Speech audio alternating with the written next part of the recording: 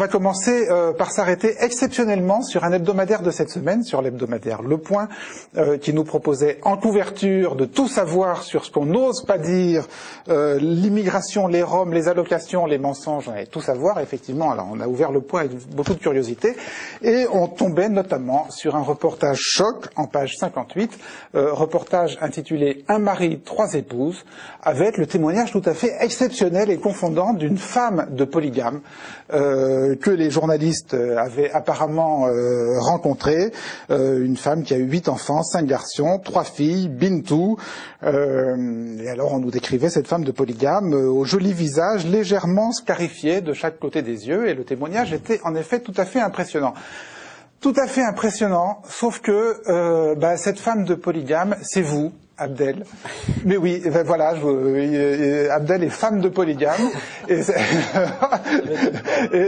c'est vous qui avez alors mystifié les journalistes du Point d'une manière absolument incroyable en vous faisant passer au téléphone, parce qu'ils ne sont pas venus. Alors vous habitez Clichy-sous-Bois, voilà. Les journalistes du Point ne sont pas venus vous voir à Clichy-sous-Bois. Ce qu'il faut dire, c'est que tout l'entretien s'est passé au téléphone. C'est passé au téléphone, et vous avez joué la femme de polygame. Alors juste comment ça s'est, voilà, comment vous êtes branché sur cette affaire il y a une personne qui a contacté le journaliste du Point en lui disant que je pouvais l'aider à trouver cette personne-là, vu que j'avais fait ça au préalable avec beaucoup de journalistes, des vrais journalistes qui venaient, qui cherchaient, qui s'intéressaient, qui interrogeaient, mais en physique. Et cette personne-là m'a contacté au téléphone un vendredi aux alentours de 19h-20h. Vendredi dernier. Donc cette personne-là voulait vraiment avoir cet article-là juste avant samedi pour qu'il puisse l'écrire et le valider. Donc ça m'a donné l'occasion de tester sa fiabilité, de voir si c'était un vrai journaliste ou un imposteur.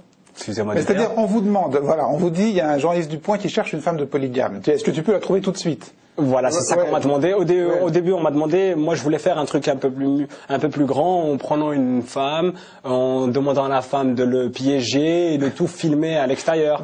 Mais comme la personne était tellement pressée qu'on n'avait pas la personne sous la main, donc on a fait ça au téléphone, en système D. Donc vous vous dites, je vais faire la femme de polygame. Je vais faire la femme de polygame avec un petit accent africain et voilà. En racontant, on va dire, c'est lui qui, grosso modo au début il y a eu une présentation basique, mais c'est lui qui m'a tiré vers les sujets en me demandant les problèmes judiciaires des enfants, les échecs scolaires. En gros, c'est qu'il voulait exactement ça. Donc moi, je lui ai donné ce qu'il voulait. D'accord. Et alors, là où vous avez été vraiment particulièrement vicieux, c'est que vous vous êtes filmé. Tout à fait. Vous avez filmé la conversation téléphonique, et donc on va voir un petit extrait. Oui, allô? Ah, vous avez appelé plusieurs reprises, mais ça passait pas, je sais pas, il y avait quoi? D'accord. Bah attendez, je vous la passe tout de suite. Tiens, Bintou, c'est papa. Ah, allô, oui, bonjour. Donc c'est gentil d'accepter de me parler, hein. D'accord, non, c'est parce que là, c'est à demander là, pour vous, là, c'est pour ça, quoi. D'accord, c'est gentil. Simplement, j'avais besoin de savoir votre âge. D'accord, bah, c'est 30 ans. 32. C'est 32 ans. 32 ans, d'accord. Et vous avez combien d'enfants? C'est 8. 8 enfants. C'est ça. Le plus jeune à quel âge? Le plus jeune, c'est Bintou, là. C'est mon petit, là, cette fille, là, s'appelle Awala. Elle a 2 ans.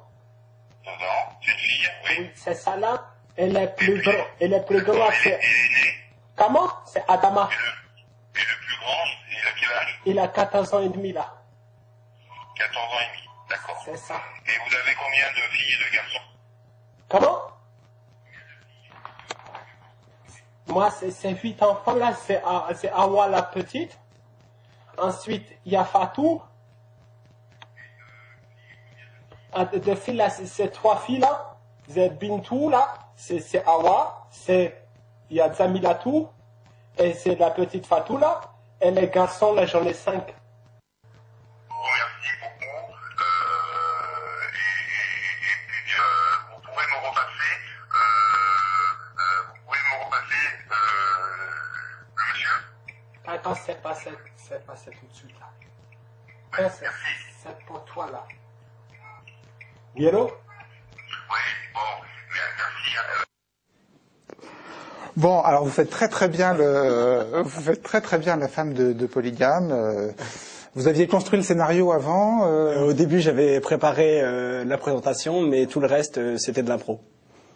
Vous voulez que je finisse l'interview avec l'accent? Allez-y. Quand c'est senti, voilà, c'est préparé le début comme ça, et la suite, là, c'est venu tout de suite, là. Ah, vous savez que vous êtes très fort en impro, hein. Et alors, ce que vous me racontiez juste avant le plateau, c'est que il y a certains détails qui ont même été rajoutés. Voilà, il y a eu déjà la première, la description. La description physique, oui. J'ai un joli visage et je suis un peu scarifié de part et d'autre des yeux. Ouais. Il y a aussi la rencontre, qui est archi faux. La rencontre avec le journaliste. D'accord, bah oui, par définition. Déjà le titre, un mari, 3 épouses, et ensuite il rajoute des choses. Et oui, en gros, je lui ai donné le fil conducteur. Enfin, il m'a poussé à lui donner le fil conducteur, et par la suite il a argumenté, mais c'était plus ce qu'il voulait paraître qu'il a mis. Pourquoi vous avez fait ça? Bah écoutez, c'est super simple. Je suis originaire de Montfermeil et j'ai grandi à Clichy-sous-Bois. Les médias on connaît bien depuis 2005. Après les révoltes sociales, parce que les médias aiment bien jouer sur les mots. Émeute, révolte sociale, pour donner une étiquette à une certaine population. J'ai vu des journalistes de mes propres yeux payer des jeunes pour construire l'information. C'est-à-dire ils arrivaient et quand ils étaient présents avec leur caméra pour pouvoir filmer, ils n'avaient pas de substance pour mettre dans leur article. Donc ils payaient pour créer l'information, pour avoir les images en direct et compagnie. Et ça m'avait outré. Par la suite, sur les médias, j'ai analysé un peu ce qui s'est passé entre 2005 et aujourd'hui. L'étiquette qu'on nous a collée n'est pas la même que les autres. C'est-à-dire quand les jeunes de banlieue se sont révoltés, on n'a pas dit que c'était une révolte sociale parce que c'est vraiment une classe sociale qui s'est révoltée entièrement. On a dit que c'était les jeunes racailles qui allaient tout brûler, des émeutiers et compagnie. Mais quand les pompiers allaient manifester sur Paris, on a dit les pompiers sont en colère. Quand les paysans sont allés manifester, on a dit les paysans sont en colère. On n'a pas dit que les paysans sont devenus des racailles, qu'ils allaient tout brûler, qu'ils allaient tout casser et compagnie.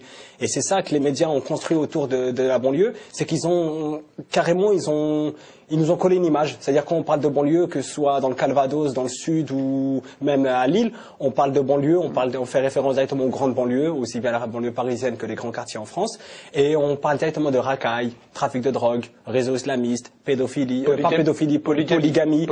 Viol, les tournantes et compagnie. Et c'est ça qui est alarmant au jour d'aujourd'hui, c'est-à-dire on cherche même plus l'information, c'est qu'on sait déjà quoi mettre.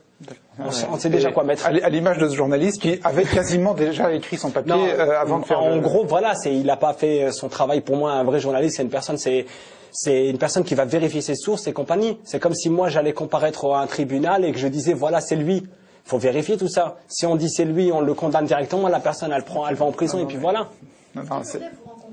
La personne? Alors là, pas du tout. Par la suite, il voulait me rencontrer moi parce que je l'ai eu au téléphone le lendemain où il m'avait interviewé moi en tant que Abdel et non en tant que Bintou. Et il voulait, d'abord il voulait avoir des informations sur l'association.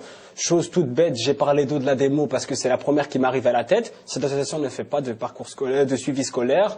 C'est une association qui est là pour défendre des choses, mais concrètement, il n'a rien vérifié. Voilà, il n'a rien vérifié. Il a fait quelques erreurs déjà ethniques. Dans l'article, il disait que j'étais soniqué, enfin Bintou était soniqué et les autres femmes étaient bambara.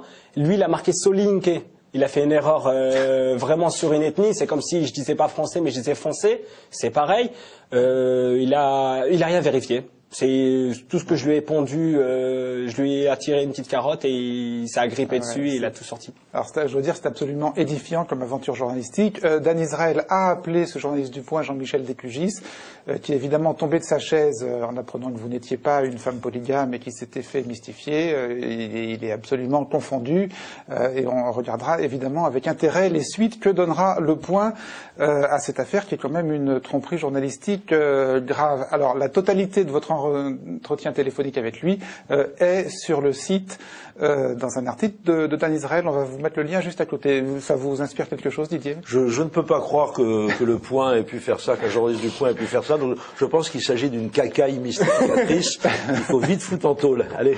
Je suis innocent, j'ai rien fait. On a vu.